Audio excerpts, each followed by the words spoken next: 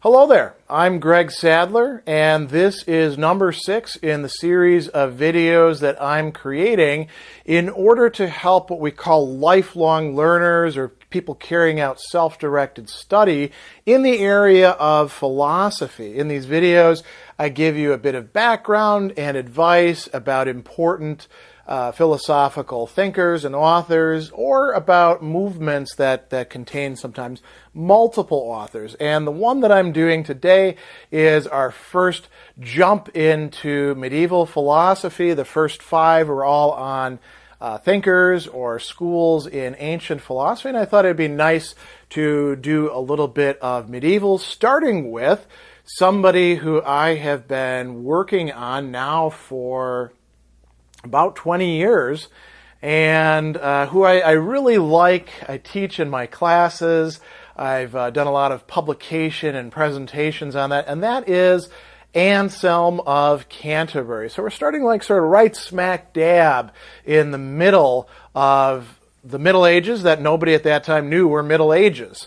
So with no further ado, we'll jump in and start talking about this brilliant medieval thinker.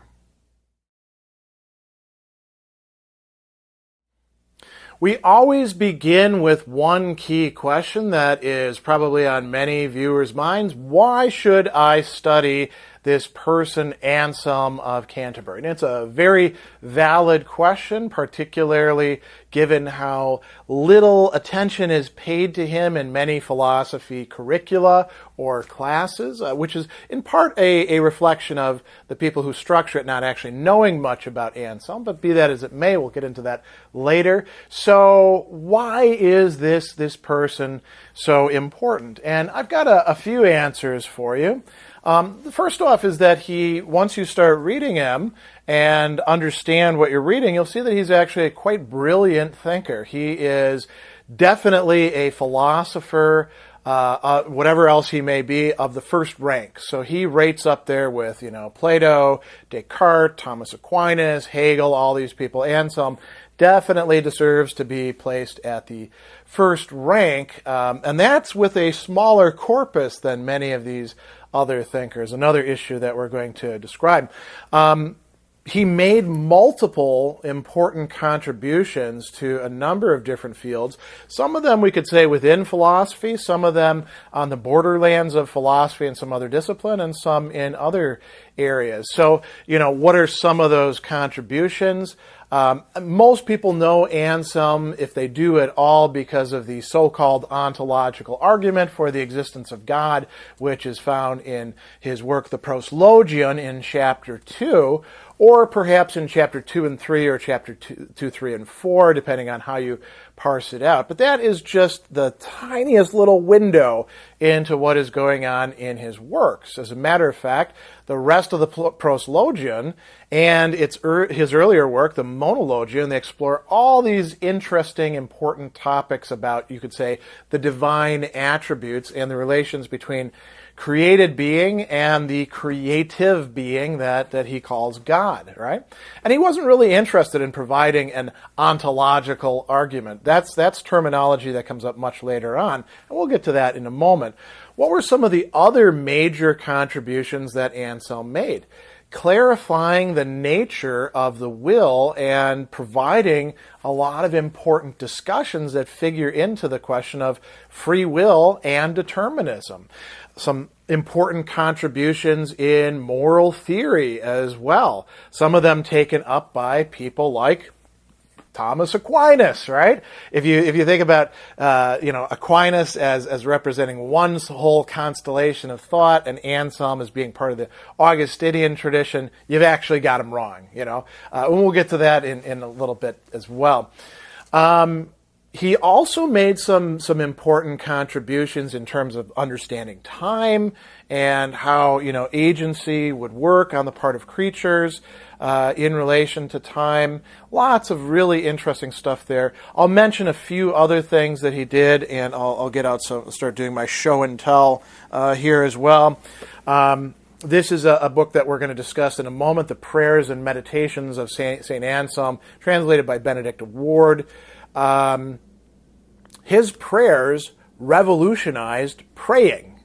You might say, well, how hard could it be to pray? Well, Anselm, has these prayers that are incredibly, beautiful and well crafted rhetoric, and their doctrinal content is sort of on point, and they also reveal a sort of metaphysics and morality lying behind them that's latent in there. And some interesting explanations of his moral theory actually happen in the course of these prayers.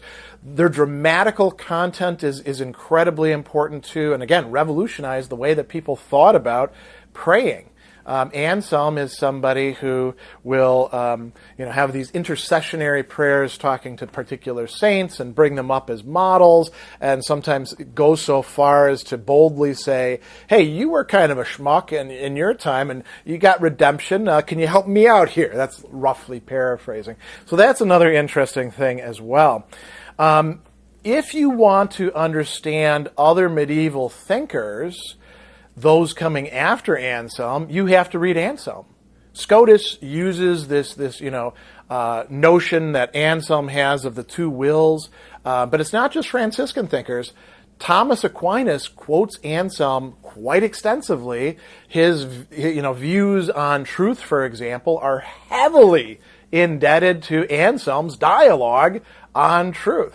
A lot of people don't know this sort of thing because they don't read enough Thomas, or they read it with the wrong frame of mind, and they can't see that he was somebody who was considered very important to engage with.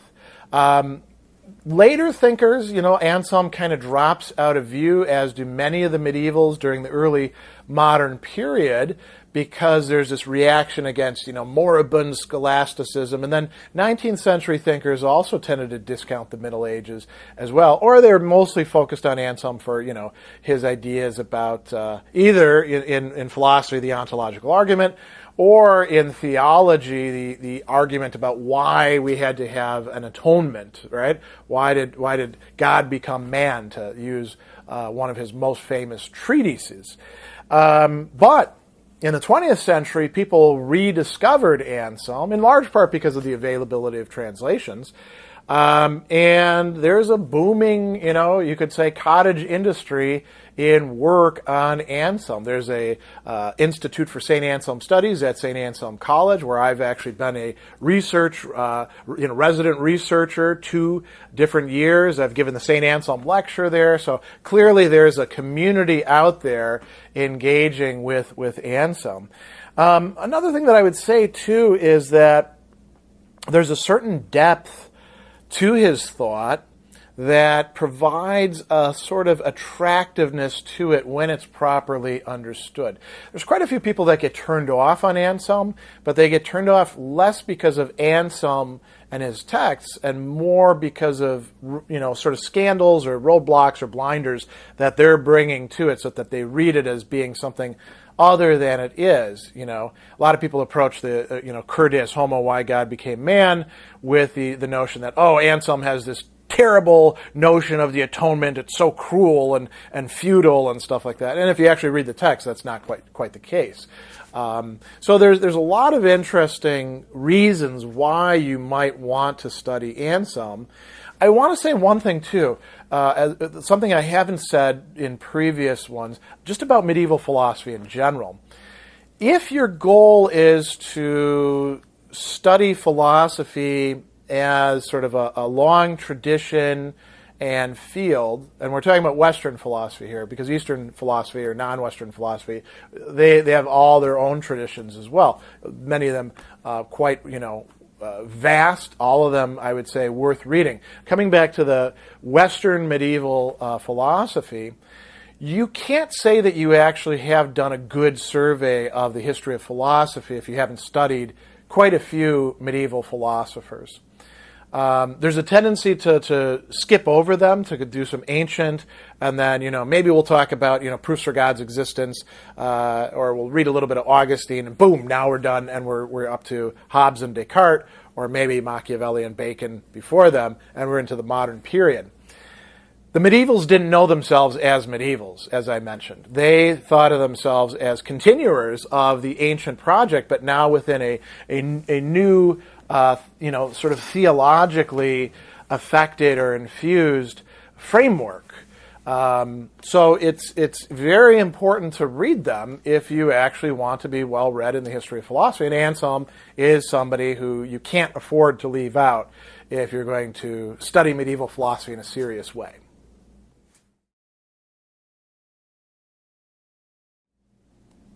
Another question that comes up, and which will be aided by some of these texts that I have here for show and tell, is a set of practical questions about, well, what texts and translations of Anselm should I be using? And of course, what I'm going to say here only applies to English stuff. There's German, French, Italian, all sorts of translations of Anselm. And I've looked at some of them, but I can't remember enough about them, and I don't have them for you to look at, to say anything about. So there are some older versions floating around. For example, St. Anselm's Proslogion, this is actually where I cut my teeth on Anselm, having the English and Latin on facing pages. This is kind of a standard text for medieval philosophy classes. It's nice to have because I got into Anselm for doing some practice in reading Latin, and that's what got me hooked on him. Charlesworth, not the best translator. This has been superseded at this point. There's also some readily available texts out there in PDF form that were translated by Herbert Richardson and Jasper Hopkins as a joint project, and then made available very generously by Hopkins on his website.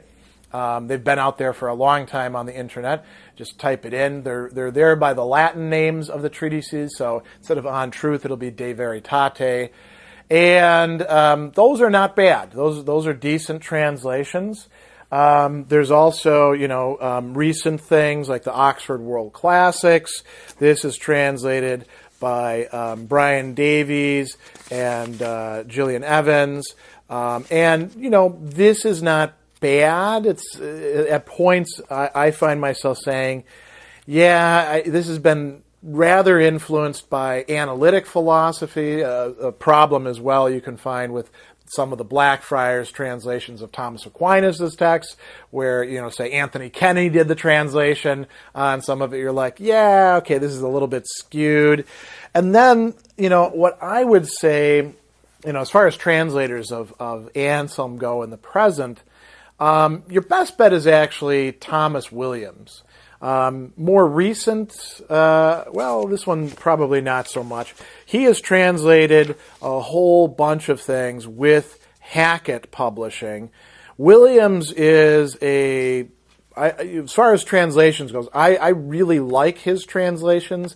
I think that he is quite close to the text without losing too much of its flavor and the distinctions that Anselm wants to make. So I like Williams' work quite a bit. And you can find not just the Monologion and Proslogion, but pretty much all of Anselm's treatises, I believe, at this point, translated by Williams. I'm not actually the best person to ask about that, because I read Anselm in the Latin, and I should mention a little bit about that. So there are the versions put together by a Benedictine monk, F.S. Schmidt, years and years back, 6 volumes of Anselm, all of his works, including his correspondence, in Latin. And they're out there on the internet floating around in PDF form. You can find them somewhere. I use it in that way because I can't go to a library where they actually have Anselm stuff quite so readily in the Latin. But I always consult other people's translations as well. So if you're reading it in translation, I would say definitely get Williams, and then you might want to compare and contrast with some of the other translators. For some of the other works, you have, say, Benedicta Ward translating the prayers and meditations. That's pretty much the standard edition. She also has a translation of the Proslogion in here as well, so you could use that for comparison sake. This is 3 volumes, right? Anselm's Letters, translated by Walter Fröhlich. Very good. Although occasionally, when I'm looking at the Latin, I'll be like, well, that's an interesting translation choice. But he's not going to really lead you astray. I do believe that there is a new set of translations of Anselm's Letters in the works, but I don't know that it's actually been published yet. And that will eventually, I suppose, supersede Fröhlich's translations after a while. It takes a while for these sort of things to catch on. So that's some stuff about the editions and translations. There's secondary work out there on Anselm that I think you might find helpful. Southern's work on Anselm is older but very reliable, and that would be R.W. Southern, the great medievalist, who also played a very important role in bringing Anselm back into the forefront of medieval studies. Somebody who I look up to a lot, Catherine Rogers, she has several books out on Anselm, including a fairly recent one on Anselm and freedom that I find quite good. Not everybody likes, her stuff because, of course, any scholarship thing, people don't always agree on it. You can also find things like a Cambridge Companion to Anselm. Some of the essays in that are quite good. Some of them, as an Anselm scholar, I read them and I'm like, yeah, kind of off base. But, there's plenty of secondary literature out there if that's helpful for you. I always generally recommend, and I'm looking over on the shelf, I'm not going to try to reach it, Friedrich Cobbleton's chapter on Anselm. Not bad. I don't think he really had a great appreciation for him the way that he did for some of the other thinkers, but he's not going to lead you astray. So I would avoid sort of big picture histories of philosophy. Most of their chapters on Anselm tend to, frame him just in terms of the ontological argument and the cur deus homo argument for the incarnation, and they leave out everything else. So those are not particularly helpful. You want to approach Anselm in a kind of holistic way, I would say. His corpus is fairly manageable. There are 2 other things that I wanted to bring up as well. If you want to get serious about Anselm studies, it's good to have the life of St. Anselm, because this is by his one of his closest friends and his biographer, the monk Eadmer. Again, Latin on one side, English on the other, so if you want to work on your Latin. Eadmer also wrote a history of Britain that includes some stuff about Anselm, but much broader in scope as well. This is one that hasn't been translated, although I'm actually working on translations of some of the texts in here. Have been for years. I've just been kind of busy. And this is put out by F.S. Schmidt and R.W. Southern.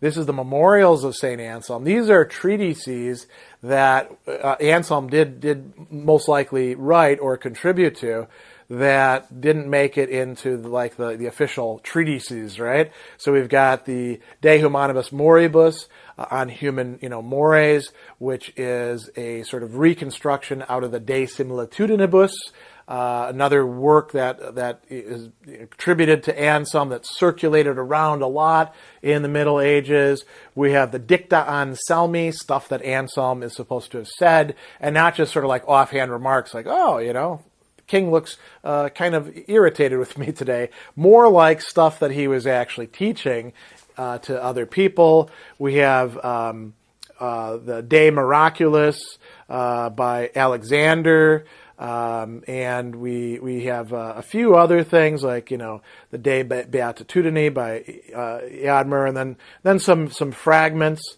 So it's pretty cool stuff. But you got to be able to read Latin in order to get anything out of that. So that's probably enough about the texts themselves.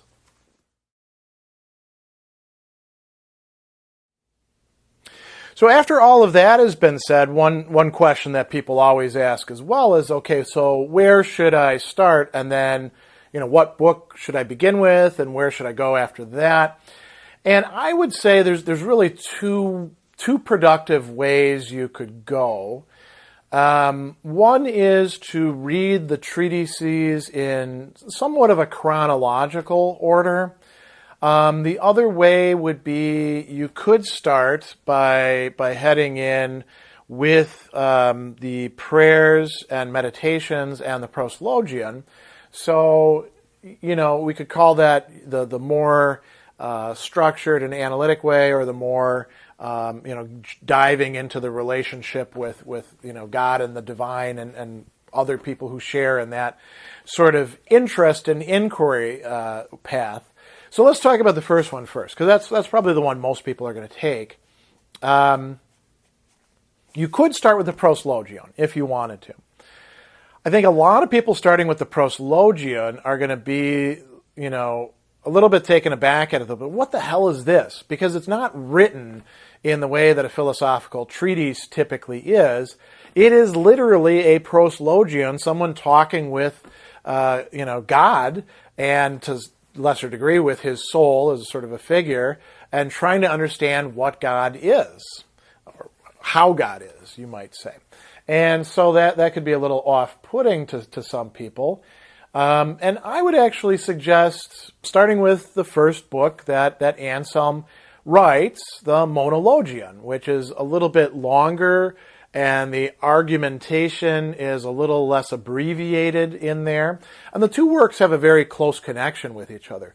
He wrote the Monologion first, and we'll talk about the conditions under which he wrote in just a little bit. Essentially, it's a teaching tool for his monks. And then he decided, this is really kind of long and complicated. Could I do better? Could I come up with one argument, one argumentum, one continuous line of thought that would actually accomplish everything that was done in the Monologion? And he says, yes, and that was the Proslogion. So they're companion pieces. You don't want to read the Proslogion without reading the Monologion. So, depending on which one you're going to read, I would say the Monologion first, but if you want to read the Proslogion, that's fine. And then where do you go after that? So then Anselm wrote, after that, not too far off in time, 3 treatises that are, he said these are all written at different times, but they form a kind of trilogy or triptych, and that would be the On Truth, the De Veritate, the On Freedom of Choice, the De Libertate Arbitrii, and the On the Fall of the Devil, De Casu Diaboli, right? And they're all concerned with questions of, the first one says, on truth. What are the different modes of truth? Anselm thinks that truth isn't just something in propositions or in the mind in relation to reality. It's also there in action and the will, and it's also built into the fabric of the universe. So he moves from there into considerations of the will itself and free choice. And then the De Casu Diaboli, you might say, I don't want to get into that. That's, too much theology or mythology.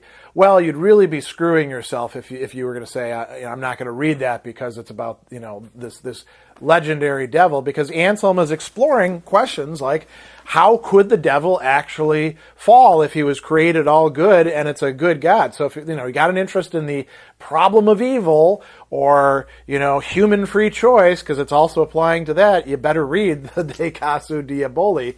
And there's a progressive development of the understanding not only of truth but also of the way the will is structured through those pieces. There is a fourth dialogue. I should mention that those 3 are all dialogues between a teacher and a student. There's a fourth one called the De Grammatico, which is about the grammarian, and that's useful to read. You could maybe put that off for later, or you could stick that in there if you want to. A lot of good discussions of distinctions being made there.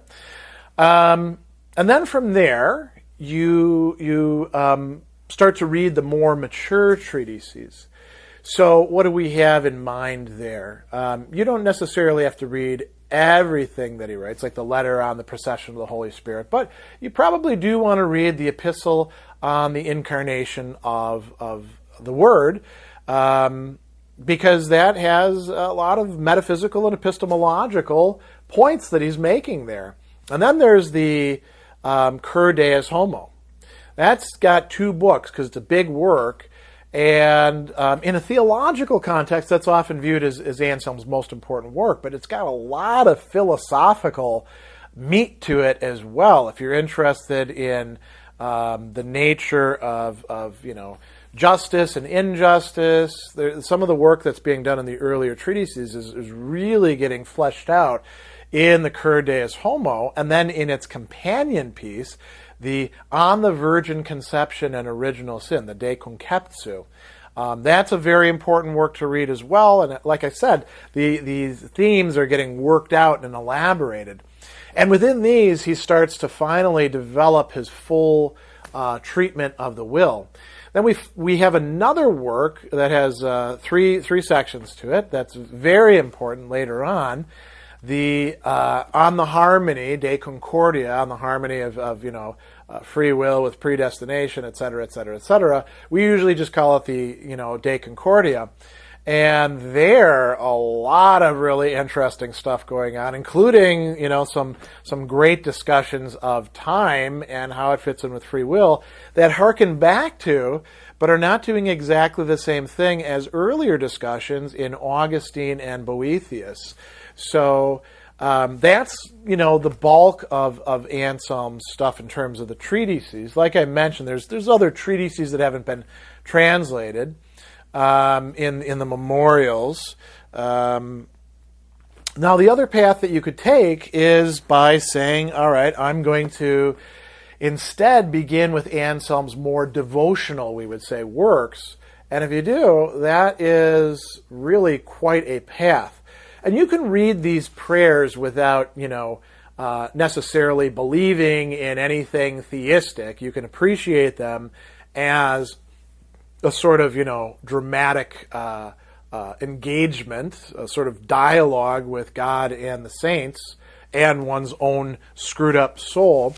And you get a lot of insight into Anselm by reading this. And the proslogion, the proslogion is actually intended to be prayed. I'll mention just something that's kind of funny. So I used to use the proslogion as a devotional work, and I may sometime in my future. And I remember talking with Paul Griffiths, the great Augustinian scholar, among other things, and he said, I think in previous times there were probably quite a few people who actually did use it that way, and I'm very well traveled, and I know a lot of theologians and people who are involved in religious studies. You got to be the only person I know who's actually using the proslogion in that way. Now, that's not quite true because Eileen Sweeney actually has a wonderful piece on praying the proslogion, and I bet that she does it because she's quite a great person. She's another important Anselm scholar too, by the way. But that's another avenue that you could take. I think if you want to go further with Anselm and really understand his work, sooner or later you're going to actually have to read the letters, because they aren't just stuff like, hey, I'm in charge as a bishop here, you better knock off your tomfoolery or anything like that. He goes into some great spiritual counseling discussions with different schools, with lay people. He also explains some of the things that are going on in his works or some of the topics to people in particular contexts. So really well worth reading. So those are my suggestions about how to get yourself started reading Anselm. Like I said, 2 main ways you could go. Both of them are going to have you reading the proslogion early on.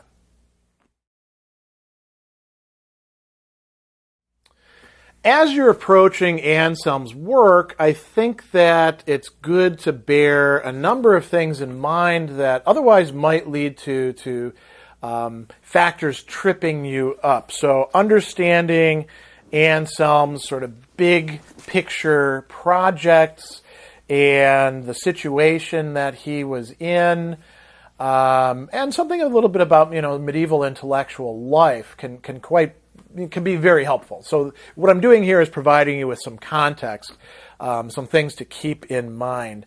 So the first thing to keep in mind is that Anselm himself he was a monk, he was a Benedictine monk, he chose that lifestyle, And, when you enter the monastery, especially a Benedictine monastery, they have this motto, ora et labora, work and pray. And for Anselm, he really entered it for a couple reasons. One was he wanted to do the ora, he wanted it to pray. He wanted to connect with God more deeply. He'd done some stuff. He'd traveled around a bit. He'd had, some exposure to a more worldly life. We don't exactly know what he did, but he felt guilty about it. So that's part of it. He wants to understand God better, and a Benedictine monastery is one of the places where you could do that.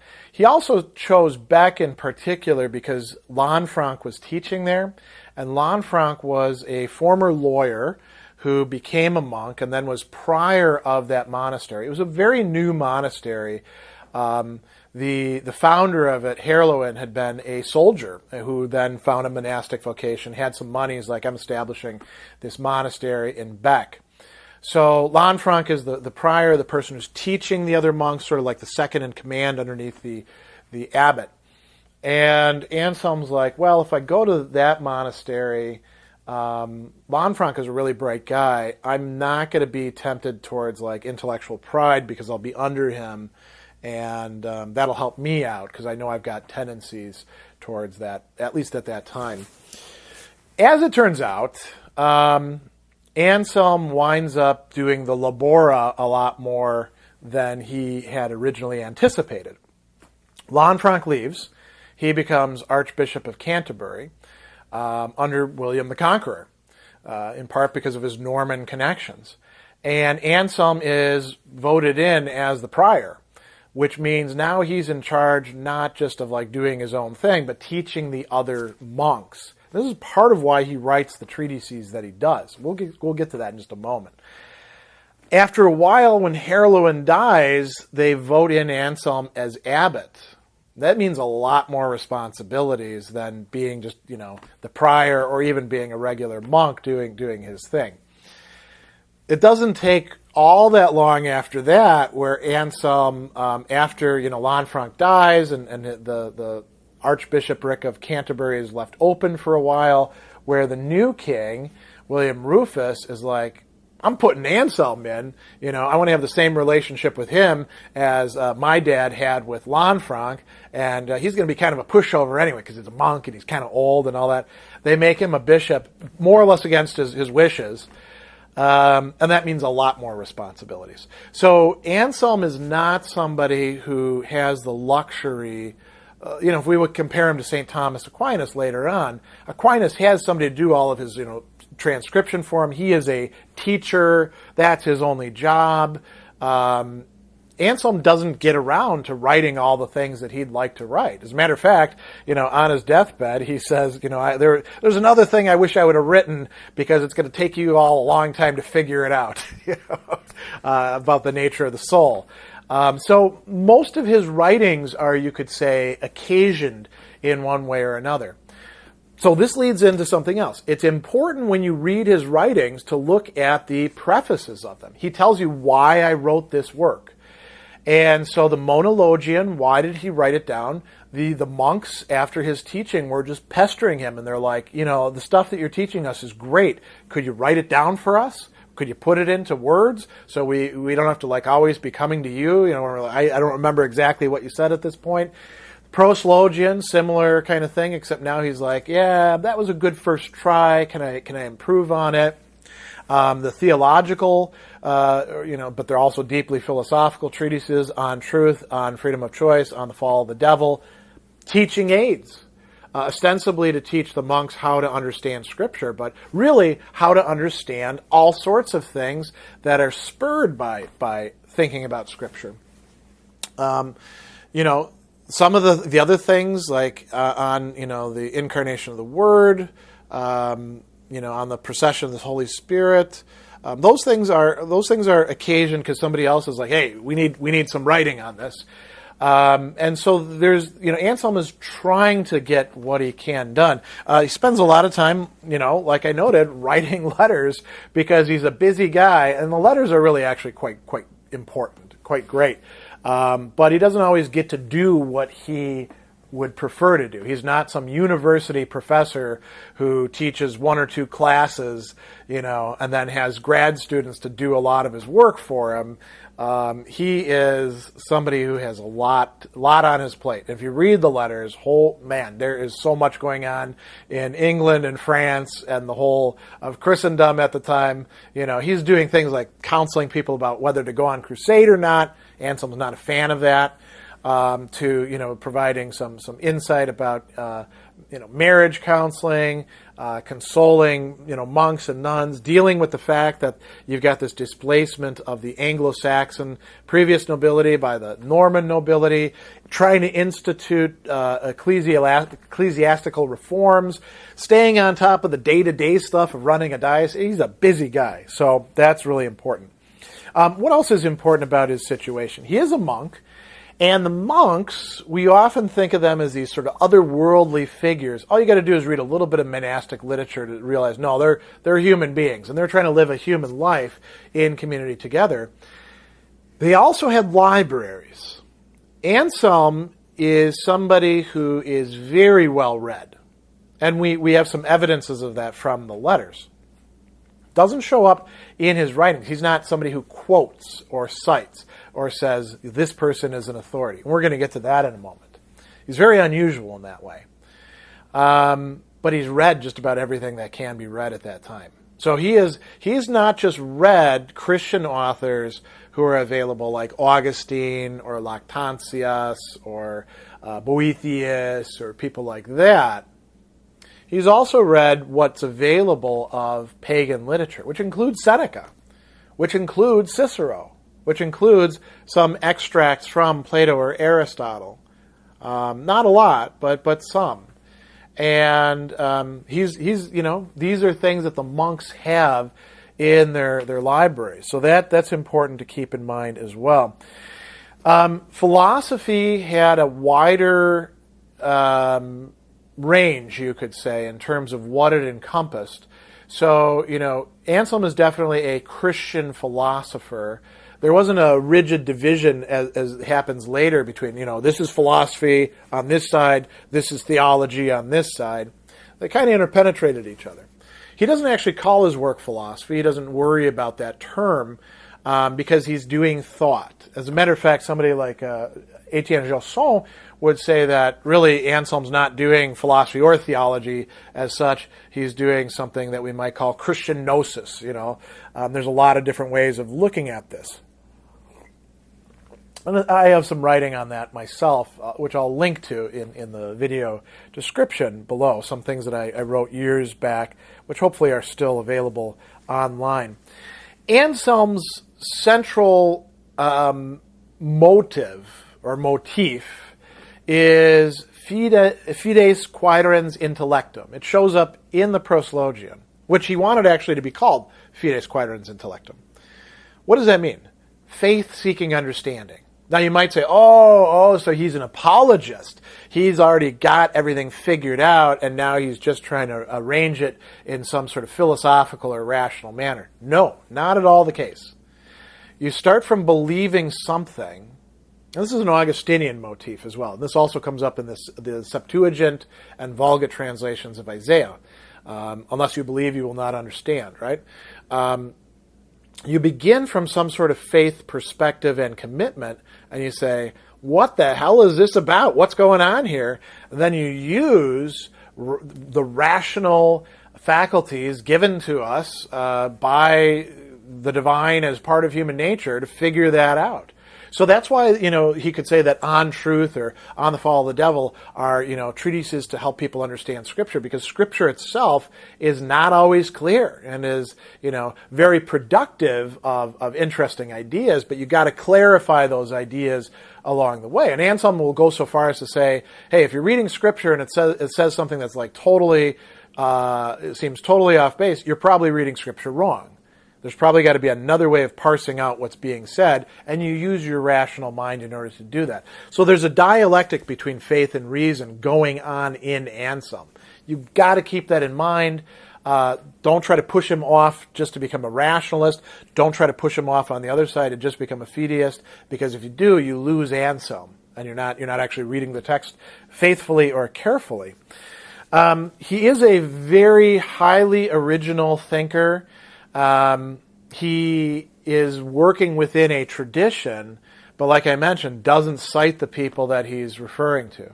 So sometimes it could be good to have read some Augustine or some Boethius. Boethius is also very important.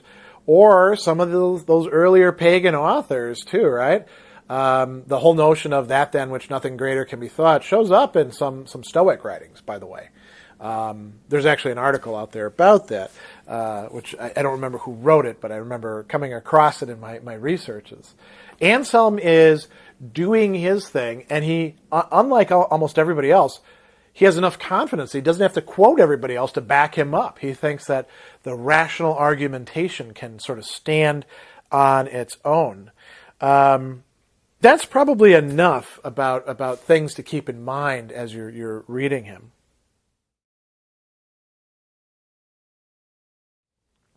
I also do have some brief advice that's based on the format or structure of his works, and a lot of this is more or less don't screw yourself up by expecting something to be what it isn't. So let's start with that. If you're used to reading other medieval treatises, particularly later things, like where there's that question-answer sort of format, like, Thomas Aquinas, or also later scholastics, Anselm is not doing Quaestiones Disputate, right? He's not doing that sort of format. That happens later on with scholasticism. Anselm has got his own sort of genres, and it differs from text to text. He's got some dialogues, those four, if you count the De Grammatico, early ones, and then the De Conceptu on the virgin birth later on is a dialogue. Or no, that's not a dialogue. Sorry, the Cur Deus Homo is a dialogue, right? So he's using the dialogue form, which you might remember from, like, say, Plato, but it's not a Platonic dialogue. It's a different kind of dialogue. It's probably closer to those of Augustine or some of the other later Christian thinkers. But then the proslogion is like a whole different kind of thing. That's supposed to be unum argumentum, a single argument that encompasses all of this stuff. And the monologium is a contextum argumentorum, a framework of arguments, a fabric of arguments. You have to be okay with Anselm using the format that he does, and you also have to be okay with him not answering every single question. He's not writing books to be comprehensive. He's usually dealing with one, set of issues, and he'll say, by the way, this is another issue, but we'll talk about that at another time, and sometimes he doesn't talk about it, right? So that's just part of the structure of his work. You definitely need to read and pay attention to the introductions or prologues of his works as well, because that gives you some idea about how you're supposed to read it. So that's important too. And there's two other things I would say. One is that his work is incredibly dialogical or dialectical. It's always involving a sort of back and forth, and you zero in and clarify things. It's not set up to be like, argument. There's a lot of sort of, like lingering with the argument so that you can actually fully understand it. He's not one of these argument bros who's like, here's my premises, must lead inevitably to this conclusion. No, he's kind of lead you there, right? There's a lot of openness to his work that you want to take account of. The other thing I'll say too is Anselm was, very widely known as somebody who taught by using likenesses, similitudes in Latin, right? A likeness is a kind of analogy. He was incredibly good at coming up with these on the spot for his students. You got to be careful with any sort of analogy in thinking that there's a one-to-one mapping for things, right? Anselm's not a dummy, so he doesn't think that when he gives some sort of likeness that it's exactly like this, right? So, you've got to be attentive to that. And Anselm gives you some clues to that in his own work. So those are some bits of advice that are derived from the structure itself of his work.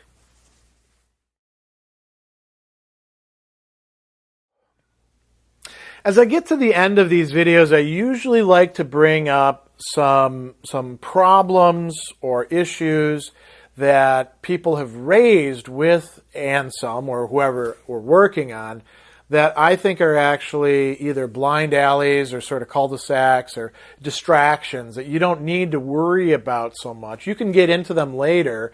It's not as if they're totally without merit, but they're really not the sort of thing that a beginner has to figure out before they're going to start studying somebody. And you may actually get into them and realize that they are kind of a waste of time and based on bad research, which is the case for most of them. So let's start out by talking about the ontological argument, right? Anselm, very few people know him for more than the ontological argument. When they encounter him in a philosophy class, it's usually just Proslogion 2 or maybe Proslogion 2 through 4. They don't bother to read the prologue. They don't bother to read the rest of it. They don't read the chapter 1, which is incredibly important. Anselm did not think of what he was doing as an ontological argument for God's existence. That terminology is coming later on, that classification, with German idealism, with somebody like Kant, right? And in, the Critique of Pure Reason, Kant shows himself to not really understand the ontological argument, although he thinks all the other arguments are based on that. He did, in fact, have some lectures on the philosophy of religion where he shows he can, in fact, talk about Anselm as such without totally distorting what he's doing. There's also earlier treatments of the argument. For example, Thomas Aquinas in Summa Contra Gentiles talks about the argument as such. In the Summa Theologica or Theologiae, depending on how you render it, early on in that chat, in Prima Pars, question 2, he does talk about something kind of like Anselm's argument, but not exactly Anselm's argument. In the commentary on the Psalms, he actually says, by the way, something that people don't generally read, Anselm is right. Deus esse is something that the predicate is contained in the subject, which isn't actually what Anselm says anyway, but it shows that Thomas is more attentive to what's going on. You don't need to worry about the ontological argument to read the Proslogion, because the Proslogion is nesting what people want to call the ontological argument within the unum argumentum, the single argument that isn't just supposed to prove that God exists, but also that God is the supreme good that all other goods need and everything else we believe about God. So if you want to study Anselm, pay attention to the rest of the text is what I'm saying. And don't just say, well, I gotta, focus on the Proslogion because that's where the most important stuff happens. No, it's all across his corpus. So, this fascination with a construct of just a tiny portion of Anselm, or as I said, like this tiny little window that you're looking in on, not a very productive way of approaching him. But it is the way many people have. Another thing that you don't want to do is try to shoehorn Anselm and his thought into somebody else's classification system. This is a big problem not only for analytic philosophers in the present and also for, modern philosophers, like Kant or also Hegel, who's receptive to Anselm. It's all about these proofs and stuff like that. It's a big problem for Thomists as well, because there's we're going to talk about this in another video. There are Thomists who are very attentive to Thomas Aquinas' own method and the spirit of his works, and I have no beef with them. And then there are people who are like the most doctrinaire scholastics. Everything has a neat little category, and we do everything in syllogisms. And that's not even remotely Thomistic, but they bill themselves as Thomists. They usually totally misunderstand Anselm's work. And they don't even realize that Thomas makes so many references to Anselm that he drew this theory of truth halfway from Aristotle, halfway from, not Augustine, Anselm. And we could go on and on and on with examples like that. So you don't want to try to shoehorn, Anselm and say, oh, he's one of those Augustinians, and everything can be divided into Aristotelians and Platonists. Aquinas is an Aristotelian. Anselm, like all these other people before him, is a Platonist. That's bullshit. That's the worst sort of lazy history of philosophy that there is out there. But if you buy into that, or you listen to the people that say that, you're going to be putting blinders on. You want to read things on their own, judge them on their own merits. You want to see what's actually there in the text.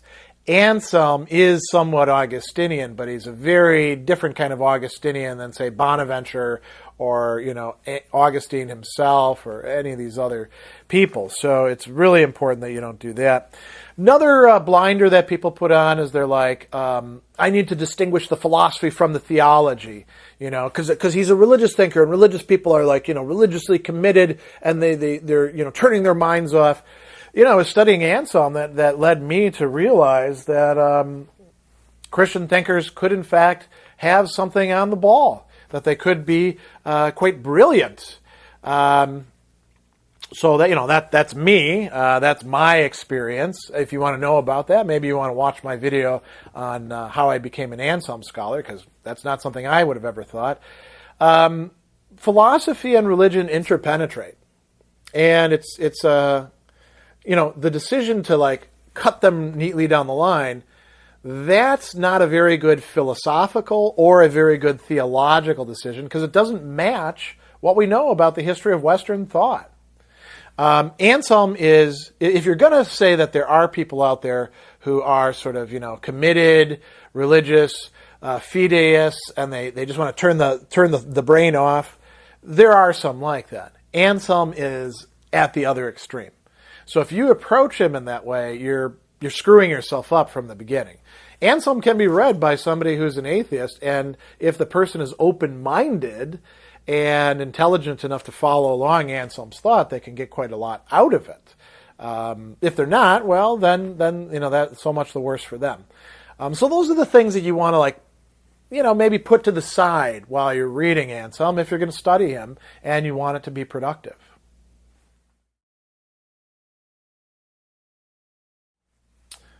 I always like to end these with some final thoughts. And so first off, I'm going to say this, the same message that I give in most of my videos in this series, that if you are deciding to do for yourself, or you're already engaged in the process of self-directed study in philosophy, that's great. And I congratulate you on whatever success you've achieved, and I hope for greater success in that. And the measure of that is how well you're able to understand and appreciate the various thinkers and texts and movements and ideas that you're engaging with. It's not really just about checking things off on a list. It's more like intellectually forming yourself and making room inside what hopefully is a vast, space in your mind for these people and thinkers to inhabit. And sometimes they might be arguing with each other, and that's okay. That's the history of philosophy. So if you're doing that, great. And everybody does that to certain degrees, and everybody does that, in the space and time that they have available. So if you're not able to do it as much as you'd like, it's better to do some than not to do it, or better to do more than to do less. Anselm is somebody who, if you approach his texts in I won't say the right way, because there's multiple right ways of approaching his text, but if you approach it in a productive manner, open to learning from him, I can tell you from experience, it's going to be a rich yield on your part, and you may be surprised by how much you come to like what you're thinking about. There's something almost seductive about Anselm's writings. I mean, again, who would have knew that some kid who grew up here in Wisconsin, went in the Army, was very martially oriented, left the church at 16, thought that Christian thought was all kind of doctrinaire nonsense, that I would have been sucked into becoming by the midpoint of my graduate school, somebody who is going to focus a lot of his career on St. Anselm, of all things, right? Well, that's less due to me and more due to Anselm. So I think you're going to find him very rewarding. It's not something that you're going to realize all at once. Hopefully he'll become an interlocutor that, like some of the other great people, Plato, Aristotle, Cicero, going on further and further, that will be with you, talking at you and, suggesting ideas for the rest of your life, as he is for me. Surprise, surprise. So that's all I really have to say, and I hope that you find this useful and that you do study Anselm and some of the earlier medieval thinkers and later medieval thinkers.